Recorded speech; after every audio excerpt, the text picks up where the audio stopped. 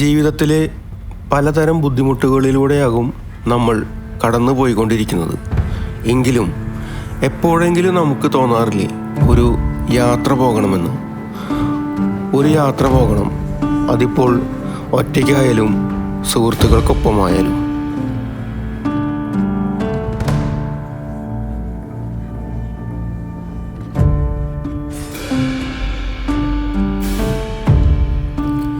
അങ്ങനെ ബക്കറ്റ് ലിസ്റ്റിലെ ഒരു ആഗ്രഹം കൂടി നടക്കാൻ പോകുന്നു.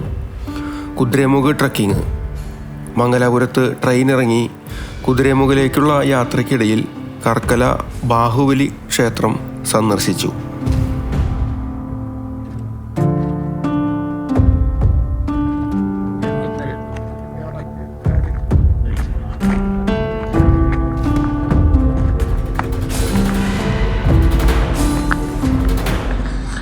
അങ്ങനെ നമ്മൾ കർക്കല ദർശനം കഴിഞ്ഞ് നമ്മൾ ഇറങ്ങുകയാണ്. അങ്ങ് ദൂരെ ഒരു കൽമണ്ഡപം പോലെ കാണാം. ഓക്കെ, നമ്മളാ കർക്കല ടെമ്പിളിൻ്റെ മുകളിൽ നിന്ന് കണ്ട കൽമണ്ഡപത്തിൻ്റെ അടുത്തേക്കാണ് പോകുന്നത്.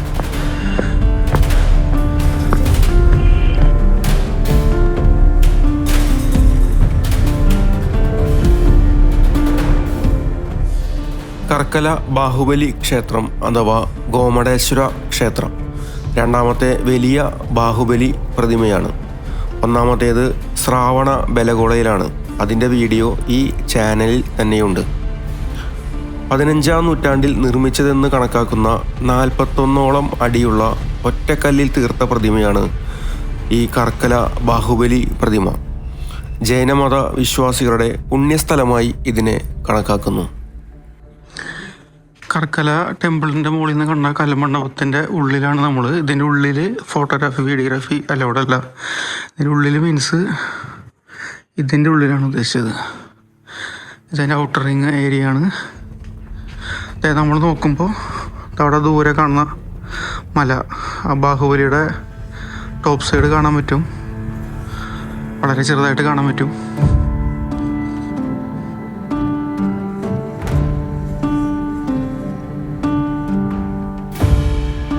അങ്ങനെ നമ്മൾ കുതിരമുഖ് നാഷണൽ പാർക്കിൻ്റെ സോണിലേക്ക് എത്തിയിരിക്കുകയാണ്.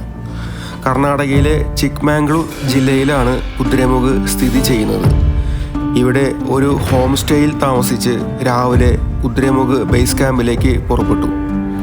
കുറച്ചധികം ദൂരം ഉള്ളതിനാൽ വാഹനത്തിലാണ് എല്ലാവരും പോയത്. വഴിയൊക്കെ വളരെ മോശമായിരുന്നു. വാഹനത്തിൻ്റെ കുലുക്കവും റോഡിൻ്റെ ശോചനീയാവസ്ഥയും കാരണം ബേസ് ക്യാമ്പിൽ എത്തുമ്പോഴേക്കും നമ്മുടെ കുറേ എനർജി പോകും. അങ്ങനെ നിങ്ങൾ കുതിരമുഖ് സ്റ്റാർട്ട് ചെയ്യണം.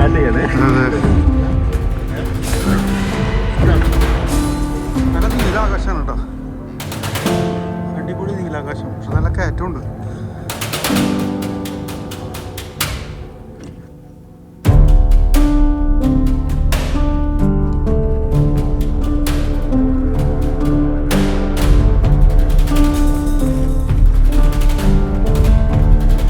ഫോറസ്റ്റ് ഉദ്യോഗസ്ഥൻ്റെ പാസ് വെരിഫിക്കേഷൻ കഴിഞ്ഞ് മറ്റൊരാൾ നമ്മുടെ ബാഗ് പരിശോധിക്കും.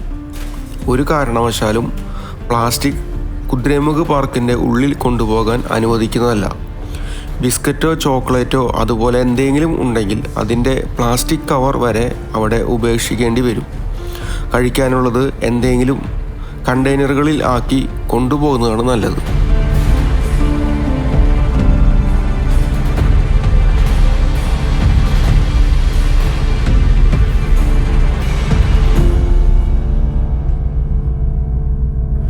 അത്യാവശ്യത്തിന് കുറേ ദൂരം നടക്കാനുള്ളത് കൊണ്ട് കഴിക്കാനുള്ള ഭക്ഷണം ബാഗിൽ കരുതുക.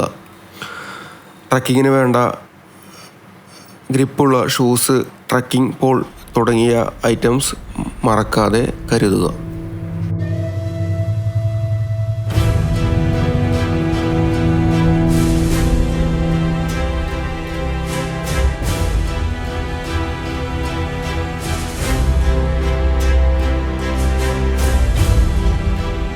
फास्ट होगा तो जा सकते हैं, स्लो करेगा ना आप कोई नहीं जा सकते, क्योंकि ये लिखा है 9 किलोमीटर है। 9 नहीं, एक साइड 10 किलोमीटर है। टाइमिंग 11 होता ही है। ये 9 किलोमीटर है ना, GPS लगाए हुए सीधा सीधा। हम लोग को जाने का थोड़ा ऐसा ऐसा सब है, इसके वजह से 9 किलोमीटर 11 तक हो जाते हैं। स्लो होएगा तो नहीं पहुंच सकते, फास्ट जानेगा, फास्ट जाएगा तो पीक पहुंच सकते हैं। 1 बजे रिटर्न करेगा ना, 1 बजे रिटर्न करने का, 1 बजे रिटर्न करके इधर 5 बजे रीच होने सकते। अगर लेट होएगा तो रात हो जाता है, काम लगता है, क्योंकि जंगल का आवाज नहीं करना, सब साइलेंट में जाना, ओके ना।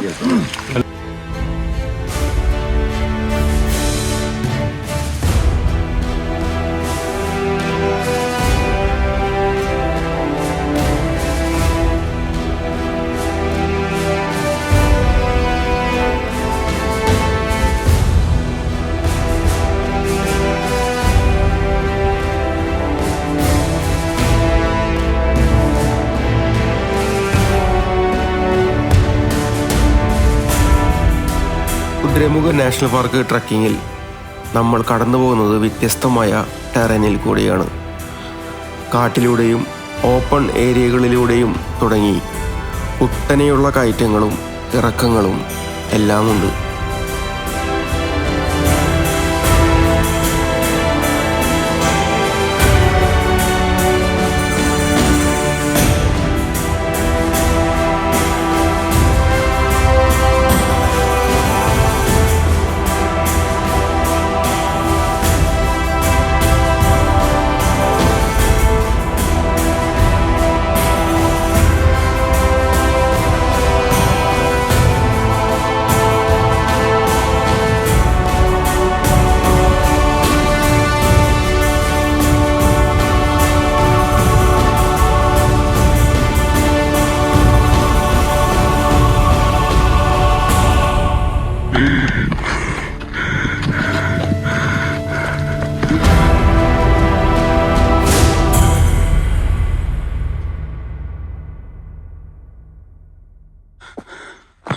നല്ല കയറ്റാണ് കേട്ടോ. കയറ്റെന്ന് പറഞ്ഞു കഴിഞ്ഞാൽ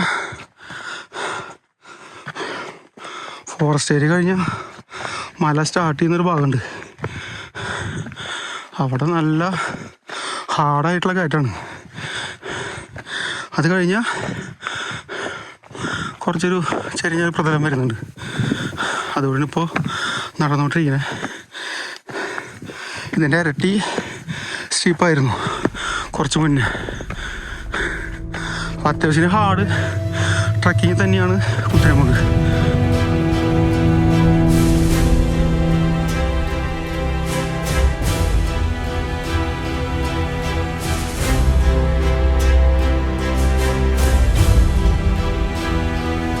ഈ കുതിരമുഖ് എന്ന് പറയുന്നത് ഇതാണ് അവരുദ്ദേശിക്കുന്നത്, കുതിരയുടെ ഹെഡ്.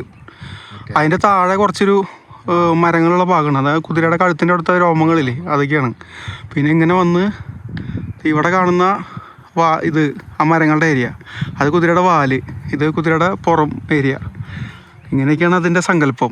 അതാണ് കുതിരമുഖ് എന്ന് പറയുന്നത്. അപ്പം അതിന് മുകളിലേക്കാണ് നമ്മൾ ട്രക്ക് ചെയ്തുകൊണ്ടിരിക്കുന്നത്. കുതിരമുഖ് പീക്ക് ട്രക്കിംഗ് ആണ്. അപ്പോൾ നല്ല ഹാർഡ് ട്രക്കിംഗ് തന്നെയാണ്. പ്രത്യേകിച്ച് ഇപ്പം നല്ല വെയിലും കാര്യങ്ങളൊക്കെ ഉണ്ട്. പരമാവധി നേരത്തെ ഫസ്റ്റ് എൻട്രിയിൽ കയറാൻ ശ്രമിക്കുക. പിന്നെ കുറച്ച് ദൂരം കാടിൻ്റെ ഉള്ളിൽ കൂടെയൊക്കെ നടന്ന് പിന്നെ മല കയറ്റാണ്. സ്റ്റാർട്ടിങ്ങിൽ നല്ല കയറ്റാണ്. ഇത് പിന്നെ കുറച്ച് ഒരു ചെറിയൊരു കയറ്റുള്ളൂ, നമുക്കത് റെസ്റ്റ് ചെയ്ത് പോവാം. മല തുടങ്ങുമ്പോൾ തന്നെ നല്ല കയറ്റാണ്, നല്ല ബ്യൂട്ടിഫുൾ ആയിട്ടുള്ള വ്യൂ ആണ്.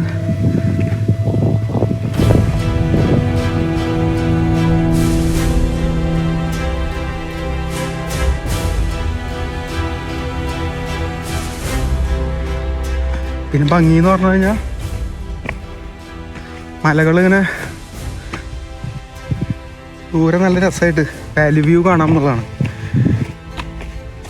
കുറേ ദൂരം മുന്നോട്ട് പോകണം, നല്ല കയറ്റവും അതുപോലെ തന്നെ ഇറങ്ങുമ്പോൾ നല്ല ബുദ്ധിമുട്ടുണ്ടാവും.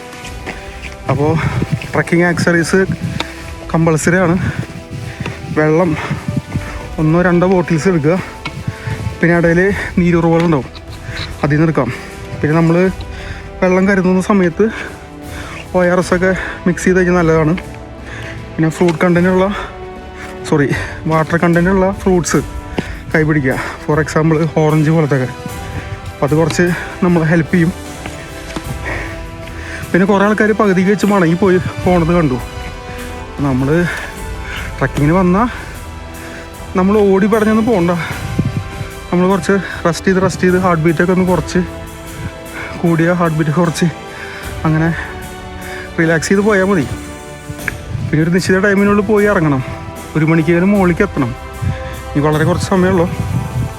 നമ്മളിപ്പോൾ ഒരു പകുതിയിലധികം ദൂരം കഴിഞ്ഞു. അപ്പോൾ എന്തായാലും ഇടയ്ക്ക് വെച്ച് മടങ്ങി പോകാനൊക്കെ തോന്നും, ബുദ്ധിമുട്ട് കാരണം. പക്ഷെ നമ്മൾ മടങ്ങി പോകരുത്. ട്രക്ക് കംപ്ലീറ്റ് ആയിട്ട് നമ്മൾ റിട്ടേൺ വരാൻ പാടുള്ളൂ. ആ ഒരു ദൃഢനിശ്ചയം വേണം. അല്ലെങ്കിൽ എത്ര ദൂരം വന്നതിന് ഗുണമില്ലാതായി പോലെ. പരമാവധി റെസ്റ്റ് ചെയ്ത് പോയാൽ മതി, വേറെ പ്രശ്നമൊന്നുമില്ല. ഓക്കെ. ഇവിടുത്തെ ഏറ്റവും വലിയൊരു രസമായിട്ട് തോന്നിയിട്ടുള്ളത് നല്ല നീല ആകാശമാണ്. നമ്മൾ ചിലപ്പോൾ ആൾക്കാർക്ക് ചോദിക്കും, വീഡിയോയിലൊക്കെ നീല കളർ കൂട്ടിയെന്ന് ചോദിക്കും. അത്രയ്ക്ക് നീലയാണ്. അതാണ് ഇവിടുത്തെ ഒരു പ്രത്യേക. ലഡാക്കിലൊക്കെ ഉണ്ട് ഇതുപോലെ നീല. അതുപോലെ ബ്രഹ്മഗിരി ട്രക്കിങ്ങിൻ്റെ സമയത്തും ഇതുപോലെ നല്ല നീലാകാശം കണ്ടിട്ടുണ്ട്. അപ്പോൾ ഒരു നല്ല രസമാണ് കാണാനായിട്ട്, നല്ല വ്യൂ ആണ്. പിന്നെ നല്ല ടൈം കുറച്ചുകൂടി നേരത്തെ വരുന്നതാണ് നല്ലത്. എനിക്ക് തോന്നുന്നു ഒരു ഒക്ടോബർ പകുതി ലാസ്റ്റ് നവംബർ അതൊക്കെ നല്ലൊരു ടൈമായിരിക്കും. എൻ്റെ അമ്മ രക്ഷയിലോട്ടോ, ഒടുക്കത്തെ ട്രക്കിങ്, നല്ല കയറ്റും. ഒരു രക്ഷയില്ല. നല്ല അത്യാവശ്യം ബുദ്ധിമുട്ടുണ്ട്.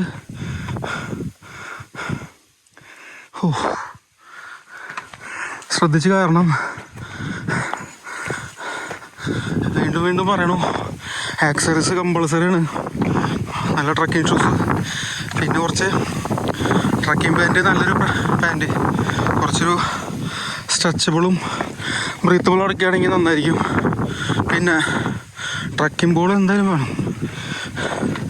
ട്രക്കിംഗ് ബോൾ നിർബന്ധമാണ്.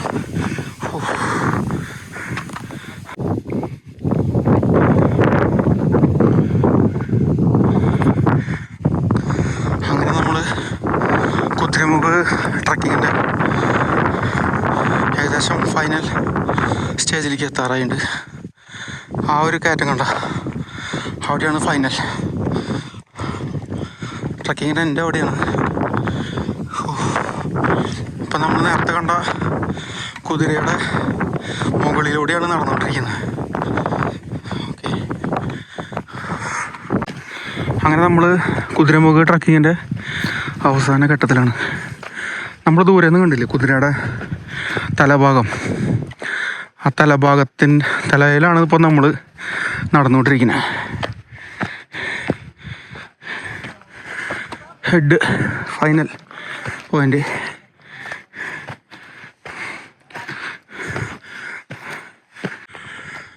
അങ്ങനെ നമ്മൾ കുതിരമുഖ് പീക്കിൻ്റെ ടോപ്പിലെത്തിയിരിക്കുന്നു.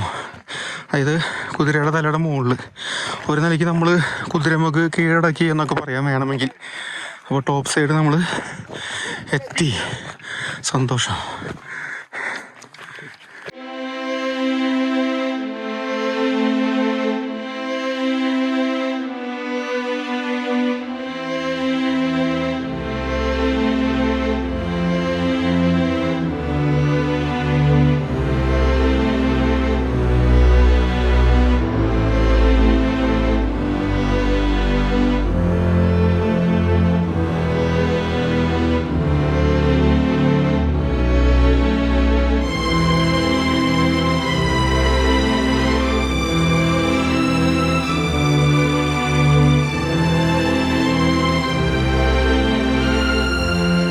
നമ്മളങ്ങനെ കുതിരമുഖ് ട്രക്കിങ് കഴിഞ്ഞ് തിരിച്ച് ഇറങ്ങുകയാണ് കേട്ടോ. എന്തായാലും കുറച്ച് ഹാർഡ് ട്രക്കിംഗ് ആണെങ്കിലും നമ്മളത് കംപ്ലീറ്റ് ചെയ്തു. അടിപൊളി. അങ്ങനെ നമ്മൾ താഴത്തുനിന്ന് ഭക്ഷണം കഴിച്ചു. എന്നിട്ട് അങ്ങനെ പതുക്കെ വീണ്ടും കുറച്ച് നേരം റെസ്റ്റ് ചെയ്ത് അങ്ങനെ നടത്താൻ സ്റ്റാർട്ട് ചെയ്തു. 2-3 സ്റ്റീപ്പായിട്ടുള്ള ഇറക്കനി വരാണ്ട്. ഇതാണ് ഞാൻ അടുത്ത ടാർഗറ്റ്. അപ്പം എന്തായാലും പതുക്കെ നടക്കാം. കുതിരമുഖ് ട്രക്കിങ് ഏകദേശം അവസാനിക്കാറായിട്ടുണ്ട്. അപ്പം നമ്മളെ ട്രക്കിങ് താല്പര്യമുള്ള ആൾക്കാരൊക്കെ വരാൻ പറ്റിയ സ്ഥലം തന്നെയാണ് കുതിരമുഖ്. വ്യത്യസ്തങ്ങളായിട്ടുള്ള ടെറൈനും ഡിഫറെൻ്റ് ആയിട്ടുള്ള ആംബിയൻസും കാര്യങ്ങളൊക്കെ നമുക്ക് എൻജോയ് ചെയ്ത് വരാം. കുറച്ച് ഹാർഡ് ട്രക്കിംഗ് ആണ്, സ്റ്റീപ്പായിട്ടുള്ള ഏരിയകളൊക്കെ ഉണ്ട്. ബിഗിനേഴ്സ് ആണെങ്കിൽ കുറച്ചും കൂടി വേറെ കുറച്ച് സ്ഥലത്ത് ട്രക്ക് ചെയ്തിട്ട് അതൊരു എക്സ്പീരിയൻസ് കിട്ടി അങ്ങനെ പിന്നെ വരുന്നതായിരിക്കും കുറച്ചുകൂടെ ബെറ്റർ. ഞങ്ങളുടെ ടീമിൽ ആദ്യമായിട്ട് വരുന്ന ട്രക്കിങ്ങിന് ആദ്യമായിട്ട് വരുന്ന ഒരാൾ കൂടി ഉണ്ടായിരുന്നു. പക്ഷേ അത് നമ്മുടെ ഓരോരുത്തരുടെ താല്പര്യം അനുസരിച്ച് ഇരിക്കും. പിന്നെ ഇവരുടെ കർണാടക ഫോറസ്റ്റ് ഡിപ്പാർട്ട്മെൻറ്റിൻ്റെ വെബ്സൈറ്റ് ഉണ്ട്. അതിലൂടെ നമ്മൾ ബുക്ക് ചെയ്ത് പേയ്മെൻറ്റ് ചെയ്ത് വരുന്നതായിരിക്കും കുറച്ചുകൂടി നല്ലത്. പിന്നെ ഇവിടെ കുതിരമുഖ് വന്നു കഴിഞ്ഞാൽ ഒരു വില്ലേജാണ്. ഇഷ്ടംപോലെ ഹോം സ്റ്റേകൾ ഇവിടെ അവൈലബിൾ ആണ്. നിറയെ ഹോം സ്റ്റേകളുണ്ട്. അപ്പോൾ അതൊക്കെ ഗൂഗിളിൽ നിന്നായാലും ഇവിടെ നേരിട്ട് വന്നാലും ഒക്കെ കിട്ടുന്നതാണ്. പിന്നെ ഇപ്പോൾ അതുകൂടാണ്ട് പുതിയതിങ്ങനെ പണിതുകൊണ്ടിരിക്കുന്നുണ്ട് പല ഹോം സ്റ്റേൻ്റെ പ്രോഗ്രാംസും. അപ്പോൾ അത് കഴിഞ്ഞ് നമുക്ക് അവിടെ നിന്നൊരു ഓഫ് റോഡ് വണ്ടി വേണം നോർമൽ നമ്മൾ താമസിക്കുന്ന സ്ഥലത്തു നിന്ന്. അതായത് നോർമൽ റോഡ് ഏരിയയിൽ നിന്ന് നമുക്കൊരു വണ്ടി എടുത്തിട്ട് വേണം പിന്നെ ട്രക്കിംഗ് സ്റ്റാർട്ട് ചെയ്യുന്ന ഫോറസ്റ്റ് സ്റ്റേഷൻ്റെ അവിടേക്ക് എത്താനായിട്ട്. അപ്പോൾ അവിടെ വന്നു കഴിഞ്ഞാൽ നമ്മുടെ ബുക്ക് ചെയ്ത ടിക്കറ്റ് ഉണ്ട്, ഈ ട്രക്കിങ്ങിൻ്റെ ടിക്കറ്റ്, അത് നമ്മൾ പ്രിൻ്റ് എടുക്കണം. പിന്നെ ആ ടിക്കറ്റിൽ നമ്മൾ സബ്മിറ്റ് ചെയ്തിട്ടുള്ള ഐഡൻറ്റി കാർഡ്, അത് എലക്ഷൻ ഐ ഡി ആവാം, പാൻ കാർഡ് ആവാം, എന്താണ് സബ്മിറ്റ് ചെയ്തതെന്ന് വെച്ചാൽ അത്, റേഷൻ കാർഡിൻ്റെ ഓപ്ഷൻ വരെയുണ്ട്. അപ്പോൾ അതിൻ്റെ പ്രിൻ്റ് എടുക്കണം. അപ്പോൾ നമ്മൾ അത് കൂടാണ്ട് ഐ ഡി കാർഡ് ആണ് സബ്മിറ്റ് ചെയ്തതെന്ന് വെച്ചാൽ ഐ ഡി കാർഡിൻ്റെ ഒരു ഫോട്ടോസ്റ്റാറ്റും കൂടി കയ്യിൽ വയ്ക്കണം. പിന്നെ ഇവിടെ വരുമ്പോൾ ഒറിജിനൽ ഐ ഡിയും കൂടി കയ്യിൽ വയ്ക്കുക, ഒറിജിനൽ ഹാർഡ് കോപ്പി, മറ്റേ ഒറിജിനൽ ഐ ഡി കാർഡ്. ചിലപ്പോൾ അവർ വെരിഫിക്കേഷന് വേണ്ടി ചോദിച്ചേക്കാം, ചിലപ്പോൾ അവർ ഫോട്ടോസ്റ്റാറ്റ് മാത്രമേ അവർക്ക് ആവശ്യം വരുള്ളൂ. ഈ ചോദിച്ചാൽ അത് തിരിച്ചു പോകുക എന്നുള്ളത്, ഹോം സ്റ്റേക്ക് തിരിച്ചു പോകുക, നമ്മൾ ലഗേജ് ഇരിക്കുന്നിടത്തേക്ക് തിരിച്ചു പോകുക എന്നുള്ളത് കുറച്ച് മെനക്കെട്ട പരിപാടിയാണ്. അതുകൊണ്ട് ഒറിജിനലും കൈവശം വയ്ക്കുക. പിന്നെ ഇതിനുള്ളിലേക്ക് സ്ട്രിക്റ്റായിട്ട് പ്ലാസ്റ്റിക് കടത്തുന്നില്ല. ഈ ഡിസ്പോസിബിൾ ടൈപ്പ് പ്ലാസ്റ്റിക് ഉണ്ടല്ലോ, ഇപ്പോൾ ചോക്ലേറ്റൊക്കെ കൊണ്ടുവരാന്ന് വെച്ചാൽ ആ ചോക്ലേറ്റിൻ്റെ കവർ വരെ ഊരിയിട്ട് ആണ് ചോക്ലേറ്റ് മാത്രമേ നമുക്ക് കൊണ്ടുവരാൻ പറ്റുള്ളൂ. അപ്പോൾ നമുക്കൊരു പ്ലാസ്റ്റിക്കിൻ്റെ കണ്ടെയ്നർ കൊണ്ടുവരികയാണെങ്കിൽ ഇനിയിപ്പോൾ ചോക്ലേറ്റോ വേറെ എന്തോ അതൊക്കെ ആ കണ്ടെയ്നറിൻ്റെ ഉള്ളിലേക്ക് ആക്കിയിട്ട് നമുക്ക് കൊണ്ടുപോകാം. അപ്പോൾ അതൊക്കെ ശ്രദ്ധിക്കുക. പിന്നെ വാട്ടർ ബോട്ടിൽ മസ്റ്റാണ്, അത് എന്തായാലും കയ്യിൽ കരുതുക. അതുകൂടാതെ ഇതിൻ്റെ ഉള്ളിൽ തന്നെ നമുക്ക് കാട്ടുചോലയുണ്ട്, 1-2 സ്ഥലങ്ങളിൽ നിന്നൊക്കെ നമുക്ക് എടുക്കാൻ പറ്റും. പിന്നെ നേരത്തെ പറഞ്ഞ പോലെ ഓറഞ്ച് പോലത്തെ ഒക്കെ ഫ്രൂട്ട്സൊക്കെ കയ്യിൽ കരുതുക. അപ്പോൾ അങ്ങനെയൊക്കെ തന്നെ കുഴപ്പമില്ല, നല്ലൊരു എക്സ്പീരിയൻസ് ആണ്. ട്രക്കിങ് ഇഷ്ടപ്പെടുന്നവർ ഒരു തവണയെങ്കിലും ഈ ഒരു ട്രക്കിങ് കംപ്ലീറ്റ് ചെയ്യുന്നത് നന്നായിരിക്കും. നല്ലൊരു ട്രക്കാണ്. ഓക്കെ.